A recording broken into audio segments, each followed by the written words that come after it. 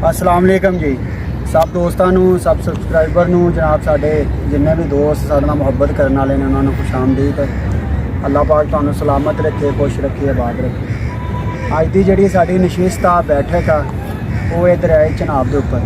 असीं हुण मौजूद हाँ दरियाए चनाब के जिस तरह कि तुसीं देख रहे हो कि ये बारिशों की वजह तो एक सैलाबी रेला आया है। असीं अक्सर साडा मुल्क एग्रीकल्चर मुल्क है जिहदा तकरीबन 70 to 80% डिपेंडेंट है एग्रीकल्चर के ऊपर। साढ़े जिन्ने भी लोग ने बिलवास्ता या बिला वास्ता एग्रीकल्चर के नाल मुंसलिक ने पानी एग्रीकल्चर के बैकबोन की हैसियत रखता है। कुछ महीने पहले साढ़े कहत साली होंदी है मुल्क के सडन जो बारिशां होंदियां ने तो साढ़े वास्ते सैलाबी रेला बन जाता है, जिहड़ा कि ना सिर्फ साढ़े वास्ते बल्कि कुछ लोग ऐसे ने जिस तरह साढ़े पिछे आबादी है इन्हों के जरिए माश नूं भी छीन लेंदा। इन्हों का जरिया माश इस तरह छीनिया जाता है कि जिन्ना दरियाए चनाब है अगर इनू प्रॉपर यूटिलाइज़ किया जाए तो एक नैचुरल रिसोर्स आ, एक नैचुरल डैम आ। अगर किसी भी जगह के उत्ते असीं इनू डैम नूं थोड़ी जी दीवार लगा के पानी नूं स्टैगनेंट हालत में कर लिया जाए, असीं इस पानी के नाल इलैक्ट्रिसिटी भी प्रोड्यूस कर सकते हैं, जिहदे विच साडे मुल्क की जिहड़ी इकोनमी आ उहदे उत्ते जिहड़ा ऑयल के नाल असीं इलैक्ट्रिसिटी प्रोड्यूस कर रहे हैं बर्डन काफ़ी हद तक कम हो सकता है। और सैकेंड ये है कि जिहड़े साडे दूसरे रिसोर्सिस ने जिवें इलैक्ट्रिसिटी वास्ते असीं ऑयल और दूसरा कोयला वगैरह यूज़ कर रहे हैं साडी प्रॉपर यूटिलाइजेशन कर सकते हैं असीं इंडस्ट्रीज़ दे। दूसरा बेनीफिट ये हो सकता है कि जो ये प्रॉपर ये पानी नूं यूटिलाइज़ किया जाएगा, एक जगह पर रोक लिया जाएगा तो इस तरह ये पानी ज़ाया नहीं होएगा।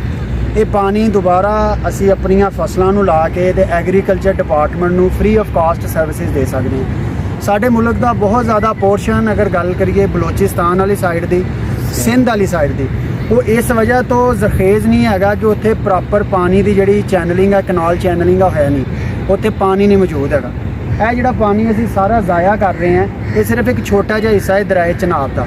इस तरह के पता नहीं कितने नैचुरल रिसोर्सिज है जिन्होंने असीं ज़ाया कर रहे हैं। अगर इन्होंने प्रॉपर यूटिलाइज़ करिए तो साडे मुल्क की इकोनमी बहुत बेहतर हो सकती है, बहुत ज़्यादा घरानिਆਂ नूं ईजीली साडा जिहड़ा वा एक जरिया माश मिल सकता है। लेकिन अल्लाह बेहतर जानता वा कि साडे हुक्मरान ने बाला क्यों एडे बेहिस होए ने, एडे बेहिस ने कि उन्होंने अपनी मौत की अपनी कबर की कोई परवाह नहीं है। मेरी दुआ वा कि अल्लाह पाक की ज़ात।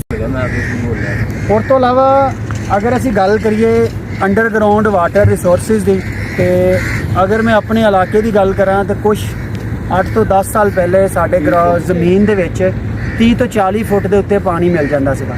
लेकिन हुण ये कंडीशन है कि 8-10 साल गुजरन तो बाद असी उत्थे बोरिंग के जरिए, बोरिंग के 2 नुकसानात ने, एक तो अंडर रिसोर्स वाटर को नुकसान कर रहा वा, वो लैवल में कम कर रहा। दूसरा यह कि साड़ियाँ जिहड़ियां ज़मीनां ने वो सख्त हो जांदियां ने। हालांकि नहरी पानी ज़मीन नूं बड़ा जानदार रखता, फसल अच्छी होंदी है और साडा नैचुरल जिहड़े रिसोर्स ने वो भी कम नहीं होंदे। जिहड़े साडे हुण ज़मीन दे ने वो 30-40 फुट तो वध के 200-250 फुट ते चले गए हैं। अगर असीं इस पानी नूं प्रॉपर यूज़ करिए, एक तो साडा एग्रीकल्चर डिपार्टमेंट तवाना होएगा, खुशहाल होएगा, जिमीदार खुशहाल होएगा, मुल्क की मैशत बेहतर होएगी। दूसरा साडा जिहड़ा इन्वायरमेंट आ असी उस इन्वायरमेंट नूं हार्म नहीं करांगे। अगर असी अपने मुल्क के इन्वायरमेंट हार्मिंग नूं कंपेयर करिए यूरोपीयन ममालिक दे नाल ते असी अपने मुल्क के इन्वायरमेंट के नाल बहुत ज़्यादा जुल्म कर रहे हैं। अगर ट्रांसपोर्ट की गल करिए वो बेजा कर रहे हैं। इस तरह जिहड़ियां साडीआं इंडस्ट्रीज़ ने वो आ, इस तरह साडा जिहड़े अंडरग्राउंड वाटर के रिसोर्सिज ने ये ने। इस तरह दीयां बेशुमार मिसालां ने जिहड़ियां कि बवक्ते ज़रूरत दित्तियां जा सकदियां ने। ज़रूरत ये समझदी है कि असी हर इंडिविजुअल नूं इस चीज़ का एहसास होना चाहिए वा कि अल्लाह तबारक व तआला दीयां जिहड़ियां नेमतां ने असी उन्होंने किस तरह महफूज करना है। अगर असी इन्हों महफूज करांगे अल्लाह पाक की ज़ात की जिहड़ी रहमत आ वो साडे उत्ते बनी रहेगी। अगर असी इन्हां नेमतां नूं इस तरह ज़ाया करांगे तो फिर तुहानूं पता है कि साडे कोल बड़ियां मिसालां ने पहले वक्तां दीयां कि जदों अल्लाह पाक दीयां रहमतां नूं असी ठुकराइए तो अल्लाह की ज़ात फिर अपनी रहमत का साया साडे कोल चुक लैंदा। इस वास्ते मेरी रिक्वेस्ट है तुहानूं सारियां भरावां नूं कि जिस हद तक हो सकता है जिस तरी वाटर रिसोर्सिज नूं ज़ाया कर रहे हैं इनू कम करो, घरां दे विच पानी नूं कम इस्तेमाल करो, क्योंकि पानी है तो ज़िंदगी है। अगर पानी नहीं तो मेरे भाई कोई ज़िंदगी नहीं है। इस तरह ही हुक्मराने बाला तक जिहदी जिन्नी पहुँच आ साडी तकरीबन इन्नी की पहुँच है कि असी इलाके दे विच अगर कोई प्रॉब्लम है, कोई मसला है, असी यूट्यूब के जरिए या वैसे लोगों के अवेयरनेस पैदा करने हैं। असी अलहमदुलिल्लाह 3-4 दोस्त हैं जिन्होंने यूट्यूब चैनल बनाया हुआ। साडा कोई मकसद ਪੈਸੇ ਕਮਾਉਣਾ ਨਹੀਂ ਹੈ। ਅਲਹਮਦੁਲਿਲਾ ਸੁਮਾ ਅਲਹਮਦੁਲਿਲਾ, ਅੱਲਾਹ ਪਾਕ ਦੀ ਜ਼ਾਤ ਨੇ ਸਾਨੂੰ ਸਾਰਿਆਂ ਨੂੰ ਬੜਾ ਨਵਾਜ਼ਿਆ ਹੋਇਆ।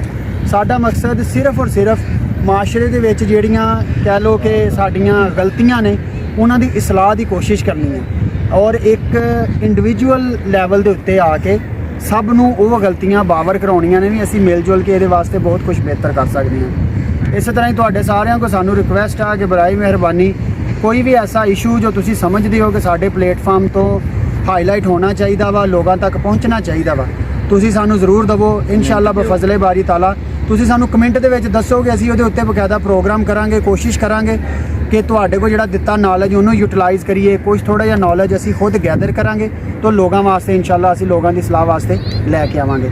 ਬਾਕੀ ਤੁਹਾਡੇ ਸਭ ਦੋਸਤਾਂ ਦਾ ਬਹੁਤ ਸ਼ੁਕਰੀਆ। ਅੱਲਾਹ ਪਾਕ ਦੀ ਜ਼ਾਤ ਤੁਹਾਨੂੰ ਖੁਸ਼ ਰੱਖੇ, ਆਬਾਦ ਰੱਖੇ, ਹੱਸਦੇ ਮੁਸਕਰਾਤੇ ਰਹੋ।